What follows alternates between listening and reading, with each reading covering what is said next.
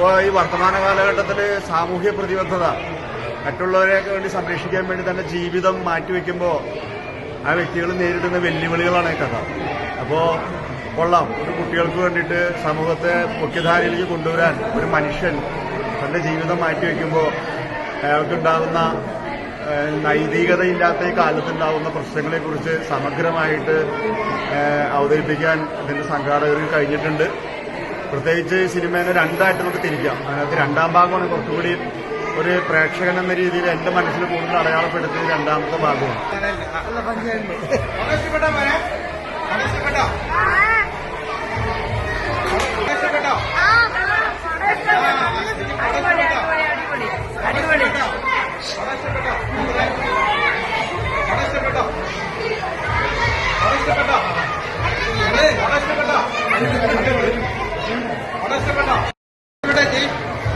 പടം കണ്ടായിരുന്നു?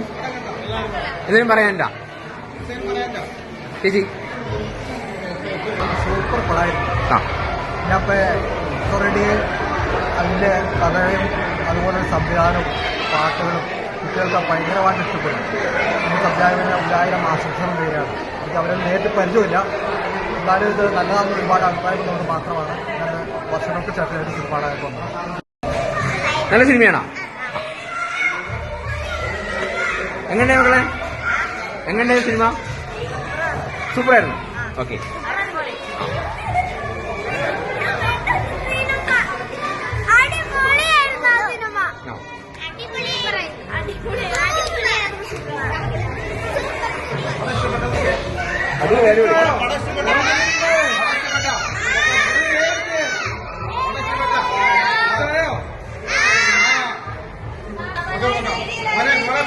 ടീച്ചറെ എന്തിനും പറയണ്ട.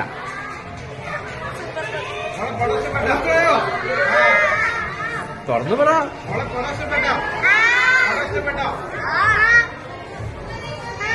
ചേട്ടാ പടം കണ്ടായി?